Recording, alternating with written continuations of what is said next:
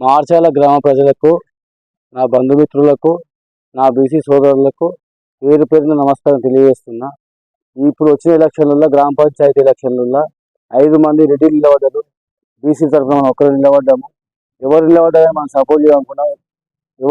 ఎవరు రాకపోయేసరికి ఖచ్చితంగా బీసీల వాయిస్ బయటకు వెళ్ళాలని, ఎస్సీ ఎస్టీల వాయిస్ బయటకు వెళ్ళాలని, మైనారిటీల వాయిస్ బయటకు వెళ్ళాలని, క్రిస్టియన్ల వాయిస్ బయటకు వెళ్ళాలని చెప్పి గట్టిగా పోరాటం చేస్తున్నాము.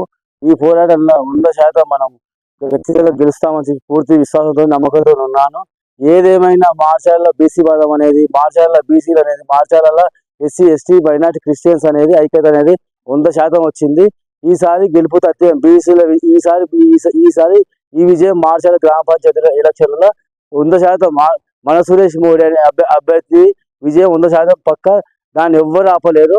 దయచేసి మన గ్రామ ప్రజలు మరొకసారి తెలియజేస్తున్నా, మన బీసీలు ఎస్సీలు ఎస్టీలు బలపరిచిన అభ్యర్థి, మైనారిటీలు క్రిస్టియన్స్ బలపరిచిన అభ్యర్థి, మన ఓటు ఉగ్రం ఓటుకు ఓటేసి భారీ మెజార్టీతో గెలిపిస్తారని చెప్పి ఆశిస్తూ ధన్యవాదాలు. అందరికీ గ్రామ ప్రజలకు ధన్యవాదాలు.